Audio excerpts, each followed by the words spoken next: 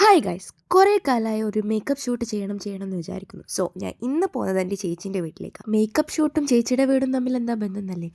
Yes guys, ചേച്ചി ഒരു makeup ആർട്ടിസ്റ്റാണ്. നേരത്തെ പോകാൻ പറഞ്ഞിട്ട് ഞാൻ ലേറ്റായിട്ട് എത്തിയതുകൊണ്ട് തന്നെ പെട്ടെന്ന് ഞങ്ങൾ മേക്കപ്പ് സ്റ്റാർട്ട് ചെയ്യാൻ തുടങ്ങി. ഇത് പഴയൊരു തറവാട് വീടാണ്. സോ ഉള്ള സൗകര്യങ്ങൾ കൊണ്ട് ഞങ്ങൾ മേക്കപ്പ് തുടങ്ങാൻ പോവാണ്. പിന്നെ ചേച്ചിൻ്റെ അടുത്ത് മേക്കപ്പ് ചെയ്യാൻ പോകാൻ എനിക്ക് ഭയങ്കര ഇഷ്ടമാണ്. ഒന്നാമത് കസിനാണ്, പിന്നെ ചേച്ചിയുടെ കുട്ടി ആള് ഭയങ്കര കുറുമ്പാണ്.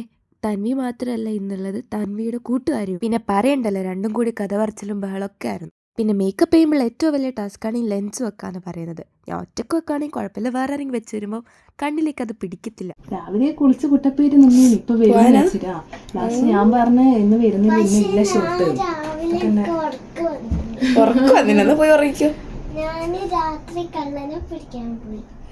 ഇതൊക്കെ കൊണ്ടാണ് ഞാൻ പറഞ്ഞത് എനിക്ക് അവിടെ പോയാൽ തീരെ ബോറടിക്കത്തില്ല.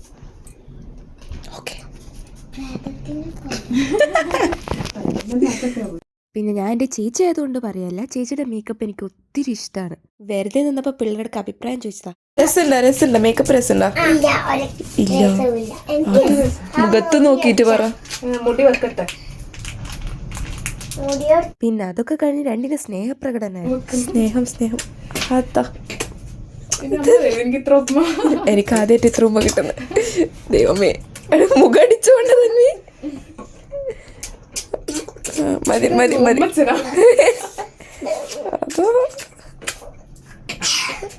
മത്സര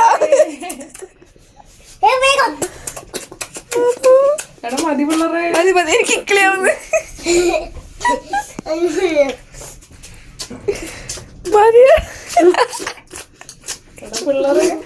കൈ വിടുന്നില്ല, കൈ എടുത്ത് പുറത്തിടും.